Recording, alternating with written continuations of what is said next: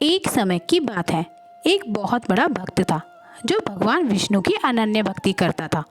वो एक साधारण सा किसान था, लेकिन उसका विश्वास इतना अटूट था कि वो अपना हर काम नारायण नारायण बोलकर ही शुरू करता था। एक बार गांव में भयंकर अकाल पड़ा। किसान का सारा खेत सूख गया और उसके घर में अन्न का एक दाना भी नहीं बचा। अब उसके पास केवल एक गाय बची थी। किसान ने सोचा कि ये गाय को लेकर शहर जाएगा और उसे बेचकर अपने परिवार के लिए भोजन लाएगा। अब रास्ते में चलते चलते वो बहुत ज़्यादा थक गया और एक पेड़ के नीचे बैठ गया। भूख और प्यास से उसकी हालत खराब थी।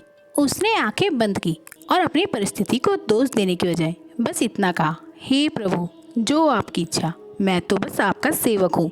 इतना कहते ही वहाँ से एक बूढ़ा साधु गुजरा। साधु ने किसान को उदास देखा और पूछा, बेटा, तुम इस गाय को लेकर कहाँ जा रहे हो? अब किसान ने बड़े ही दुखी मन से अपनी सारी कहानी उस साधु को सुना दी। साधु ने मुस्कुराते हुए कहा, बेटा, इस गाय को मत बेचो, तुम घर जाओ, तुम्हारी समस्या का समाधान हो चुका है। किसान को लगा कि साधु शायद उसे दिलासा दे रहे हैं, लेकिन उसने साधु की बात मान ली और वो घर लौट आया। जब वो घर पहुंचा तो उसने देखा कि उसके घर के बाहर अनाज की बोरियां भरी हुई हैं। उसकी पत्नी ने भागते हुए आकर बताया कि थोड़ी देर पहले कुछ लोग आए थे और कह गए कि तुम्हारे पति ने शहर में अनाज का सौदा किया है, ये उसी की पहली किस्त है। जिसे सुनकर किसान हैरान रह गया। उसने तो किसी से कोई सौदा नहीं किया था।